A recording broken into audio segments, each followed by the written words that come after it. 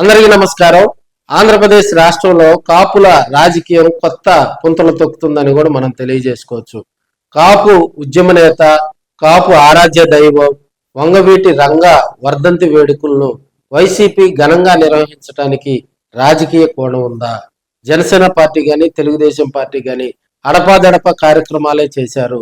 కాపులకు సంబంధించినటువంటి ఒక హైప్ ఉన్నటువంటి లీడర్ వంగవీటి రంగా గారు. ఆయన ఒక కాపు సామాజిక వర్గానికే కాదు, పేద బడుగు బలహీన వర్గాల మరియు తాడిత పీడిత ప్రజలు ఎక్కడ ఏ ఇబ్బంది వచ్చినా కూడా ఆ బెజవాడ ప్రాంతంలో మరి రంగా రాధా మిత్ర మండలి అనేది ఒకటి సృష్టించి దాని ద్వారా కూడా సమస్యలు పరిష్కరించేవాళ్ళు.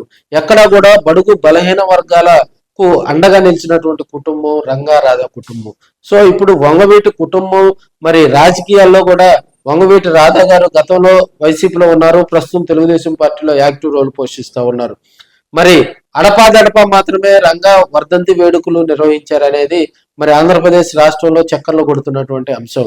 రంగా రాధా మిత్ర మండలి ఆధ్వర్యంలో ఎక్కడైతే యాక్టివ్ గా ఆ కమిటీ సభ్యులు ఉన్నారో అక్కడ మరి రంగా గారి వర్ధంతి ఘనంగా నిర్వహించారు. జనసేన పార్టీ రంగా వర్ధంతి వేడుకలకు చాలా దూరంగా ఉందని మనం తెలియజేసుకోవచ్చు.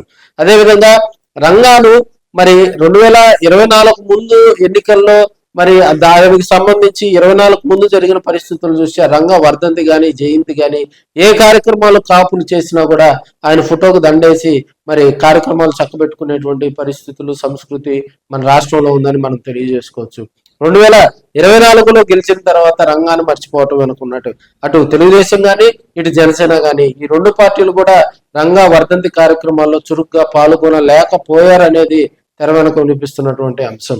అయితే రంగా రాధా మిత్ర మండలితో రంగనాడు అనే కార్యక్రమాన్ని కూడా మరి వంగవీటి రంగా గారి కుమార్తె వంగవీటి ఆశా కిరణ్ ఒక చారిత్రాత్మకమైనటువంటి ఘట్టానికి తెరలేపింది.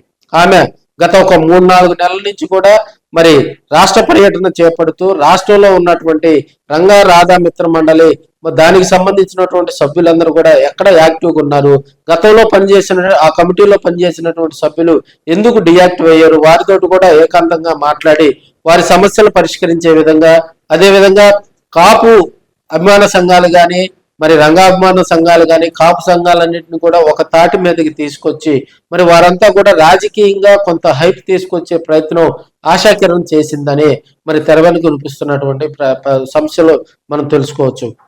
అదేవిధంగా ఆమెకు మరి వైసీపీ సపోర్ట్ చేస్తుంది కాబట్టే కొంతమంది మరి సీనియర్ లీడర్స్ అంతా కూడా ప్రస్తుతం కూటమిలో ఉన్నారు. అందుకని ఆమె ఎక్కడ మీటింగ్ పెట్టినా కూడా కేవలం వైసీపీలో ఉన్నటువంటి కాపు సామాజిక వర్గానికి సంబంధించినటువంటి నేతలే యాక్టివ్ రోల్ పోషించారు. ఆమె ప్రెస్ మీట్ లో మాట్లాడినటువంటి కొన్ని అంశాలు కూడా రాబోయే రోజుల్లో మరి కాపు నేతలతోటి మరి అంతకుముందు రంగా రాధా మిత్ర మండలిలో పనిచేసినటువంటి సభ్యులందరినీ కలపడమే తన ముఖ్య ధ్యేయమని, మరి ఆ అసోసియేషన్ మళ్ళీ బలోపేతం చేసిన తర్వాత వారందరితోటి కూర్చొని మాట్లాడి రాజకీయంగా కూడా తను ఏ పార్టీలోకి చేరేది ప్రకటిస్తానని ఆమె చెప్పడం ఒక కసు మెరుపు. అయితే ఆ సమావేశానికి అటు జనసేన నాయకులు కానీ తెలుగుదేశం పార్టీ నాయకులు కానీ రాకపోవటం మరో కొస మెరుపు అని తెలియజేసుకోవచ్చు. రంగనాడు వైజాగ్ లో కూడా మరి అక్కడ జరిగినటువంటి కార్యక్రమంలో కూడా ఉద్యోగభరితమైనటువంటి ప్రసంగాలు చేయటం, రాబోయే రోజుల్లో ఆశా కిరణ్ మళ్ళీ వైసీపీలోకి వెళ్తుందా లేకపోతే ఇప్పుడున్న పరిస్థితుల్లో రాష్ట్రంలో ఉన్నటువంటి కాపులందరినీ ఐక్యం చేస్తూ వారి ఆలోచన విధానంతో కొత్త పార్టీగా అవతరిస్తుందా అనేది కూడా అర్థం కాని పరిస్థితులు మనం చూస్తూ ఉన్నాం. మరోవైపు వంగవీటి రాధా గారు ప్రస్తుతం తెలుగుదేశం పార్టీలో యాక్టివ్ రోల్ పోషిస్తా ఉన్నారు.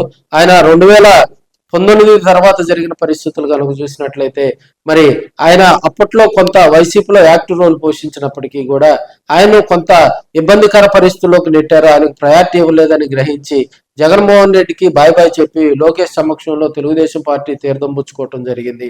అదేవిధంగా లోకేష్ చేపట్టినటువంటి పాదయాత్రలో వంగవీటి రాధా కొంత హైప్ తెచ్చారని తెలియజేసుకోవచ్చు. ఎన్నికల ప్రచారంలో కూడా కాపులందరినీ ఐక్యం చేస్తూ అనేక చోట్ల పెట్టినటువంటి మీటింగుల్లో రాధా ప్రసంగం అనేక కార్యక్రమాల్లో కాపులను ఐక్యం చేయటంలో కూటమిలో భాగస్వామ్యం చేయటంలో రంగాని 2024 ఎన్నికల్లో కూడా ఆయన హైపు వైసీపీకి మైనస్ అయింది. తెలుగుదేశం పార్టీకి, కూటమి ప్రభుత్వానికి అది ప్లస్ అయిందని కూడా మనం తెలియజేసుకోవచ్చు. అలాంటి లీడర్ను పక్కన పెట్టమనుకున్నటువంటి ఆంతర్యం అర్థం కాలేదు. ఒకప్పుడు మరి ప్రస్తుతం జరిగిన 2024 తర్వాత జరిగిన పరిస్థితుల్లో కూడా మరి రంగాను అనేక సార్లు వారు అధిష్టానంలో ఉన్నటువంటి లోకేష్ గారే మరి ఇతర నాయకులు పిలిపించుకొని రంగాకు ఎమ్మెల్సీ ఇస్తారని, ఎంపీ ఇస్తారని, దాని ద్వారా మరి ఎమ్మెల్సీ ఇచ్చి మంత్రిని చేస్తారని ఒకవైపు, రాజ్యసభ సీట్ ఇస్తారని ఒకవైపు మరి జోరుగా ప్రచారం జరిగినా కూడా ఇప్పటి వరకు రాధాకు ఏ పదవి కూడా తెలుగుదేశం పార్టీలో నామినేటెడ్ పదవి కానీ, పార్టీ పదవి కానీ, యాక్టివ్ రోల్ పోషించే పదవి కానీ ఇవ్వకపోవటం కాపులు కొంత మరి జీర్ణించుకోలేకపోతున్నారని మనం తెలియజేసుకోవచ్చు. అదేవిధంగా ప్రస్తుతం వైసీపీ కాపులు గాల వేసే పనిలో ఉంది. ఎక్కడైతే తెలుగుదేశం పార్టీ కానీ, జనసేన పార్టీలో కానీ, ఎందుకంటే ఏ పార్టీ కూడా కాస్ట్ ఈక్వేషన్స్ లో భాగంగా నామినేటెడ్ పదవులు ఇచ్చినా, పార్టీ పదవులు ఇచ్చినా కూడా మరి ఆ పార్టీ క్యాస్ట్ ఈక్వేషన్స్ సమతూకంగా పాటించినప్పుడే ఆ పార్టీ సక్సెస్ అవుతుంది. ఈ కోణంలో అటు తెలుగుదేశం కానీ, జనసేన కానీ మరి కాపులకు ప్రాముఖ్యత, ఎవరైనా కూడా దానికి సంబంధించి హర్ట్ అయినటువంటి ఎవరైనా కూడా కాపులను పక్కన పెట్టారు అనేటువంటి ఆలోచన వచ్చినటువంటి నేతలకు గాలం వేస్తూ మరి వారికి కూడా 2-3 సిట్టింగులతోటి కూడా మాట్లాడి వారిని వైసీపీలోకి తీసుకొచ్చుకునేందుకు జగన్మోహన్ రెడ్డి గారు చక్రం చూపుతున్నారని మనం తెలియజేసుకోవచ్చు. మన జగన్మోహన్ రెడ్డి గారు బర్త్డే వేడుకలు సక్సెస్ అయినటువంటి పరిస్థితులు, అక్కడి నుంచి మళ్ళీ రంగనాడు తోటి ప్రజల్లోకి రంగా గారి ఆశయాలు మరి తదితర కార్యక్రమాలతోటి కూడా ఆంధ్రప్రదేశ్ రాష్ట్రంలో అందరూ చర్చించుకునే విధంగా రంగనాడుకు శ్రీకారం చుట్టడం జరిగింది. అదేవిధంగా మళ్ళీ వైసీపీ రంగా వర్ధంతి కార్యక్రమాల్లో యాక్టివ్ గా పాల్గొనడం కూడా కొంత కొసమెరుపని మనం తెలియజేసుకోవచ్చు. వైసీపీ మాత్రమే రంగా వర్ధంతి కార్యక్రమాలు జోరుగా మరి నిర్వహించింది. అదేవిధంగా ఒంగోలులో కూడా మరి రంగాభిమాన సంఘాల ఆధ్వర్యంలో కూడా భారీగా బైక్ ర్యాలీలు, ఇతర కార్యక్రమాలు చేపట్టినప్పటికీ కూడా అటు జనసేన కానీ, కూటమి కానీ రంగా వర్ధంతి వేడుకల్లో యాక్టివ్ రోల్ పోషించకపోవటం మరి రాజకీయాల్లో కొంత కలవరం మొదలైందా అనేది కూడా చర్చ నడుస్తుందని తెలియజేసుకోవచ్చు. మరి వంగవీటి రాధా ప్రస్తుతం తెలుగుదేశం పార్టీలో యాక్టివ్ గా ఉన్నారు. వంగవీటి ఆశాకిరణ్ ఇప్పటి వరకు కూడా రాజకీయంగా ఏ ప్రకటన చేయకపోవటం, ఆమెను వైసీపీలోకి తీసుకొచ్చేందుకు వైసీపీ అధిష్టానంలో ఉన్నటువంటి పెద్దలందరూ కూడా ఆమెతో చర్చలు చేస్తున్నారని తెలియజేస్తా ఉంది.